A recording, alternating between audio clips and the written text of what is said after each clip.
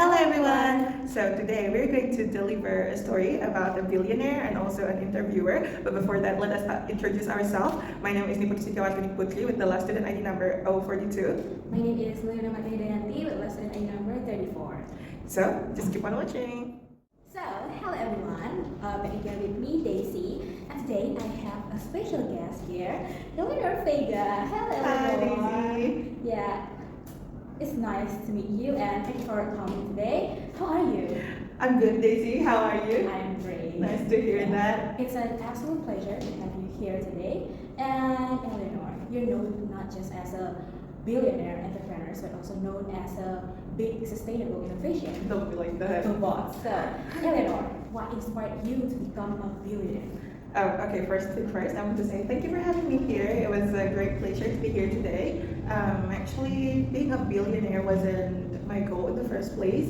I always, inspired to solve problems, and I've always believed that technology can create or bring us to a real change and a big change, especially for the environment. And I think when I started this EcoBots, I wanted to be helpful to everyone, and glad that it turns out to be a great help for everyone. And I think financial was just a bonus. Oh, that's such amazing story, but I believe the story behind it wasn't easy, right? It was not. Yeah. Did you face any challenges along the way? Of course, a lot of challenges.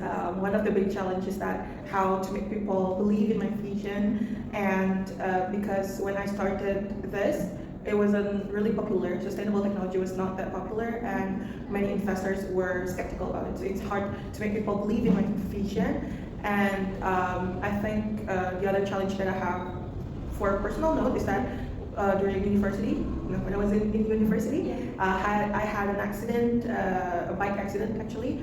So I stayed at home for quite a while, but that accident gave me time to rethink about what my goals is and to think about what does actually matter. So it is an accident, but gave me time, to think about my goals. Small accident, but it's inspiring. Yeah. How you tell how you build a small accident into big opportunities. So let's talk about your childhood, your roots. So how did your childhood journey influence your success? So I grew up in a family of 5. My mom, my dad, my sister, my grandma, and I can say I had such an amazing childhood. So my dad was a mechanic. He always, showed me on how things work out in the garage, so about mechanic and stuff. And then my mom is a teacher. She supports me a lot. She gives me a lot of support. So both of them told me to stay curious on how things work. And on the other side, they also, told me, showed me on how. So I actually learned both ways. So having them as my support systems, and also, learning from the real time. So it sounds like your journey filled with meaningful relationships. Thank you. Okay, outside of work, is there someone who's been a big inspiration or big support for you? So despite of my family, my friends, and actually my pets, I have my husband besides me, Juna. So Juna has been one of my biggest supporter throughout my journey. I remember the time when I was busy preparing my presentation. I was so nervous, and he overheard me, and he came up to me that your idea was amazing, but you seem to be so nervous and stuff. And I was embarrassed, really embarrassed, but he said that he would help me to practice, and those practices turns into, movie dates, dinner dates, and 2 years later we got married and lived happily till this That's day. such a heartwarming story from Thank you. And last but not least, as someone who has achieved so many things, so what advice would you give to young entrepreneurs outside? Advice, I think there are a lot of advices out there, but I think it depends on the people again, on how you want to do it. And one of the things that I've always remember that my dad once told me is that don't be afraid to fail, because failure wasn't the end of everything.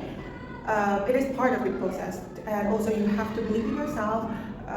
No matter what people say to you, although they doubt you, you still have to always believe in yourself and start from now, because it is day one or one day. Oh my God, that's such an empowering advice from Eleanor. So Eleanor, thank you so much for coming today. We're so glad having you today, and I believe many entrepreneurs outside will find inspiration from your journey. Thank you so much. Thank you so much, Thank you so Eleanor. much. Thank you for having me, Thank Daisy. you for Have a great having me. day.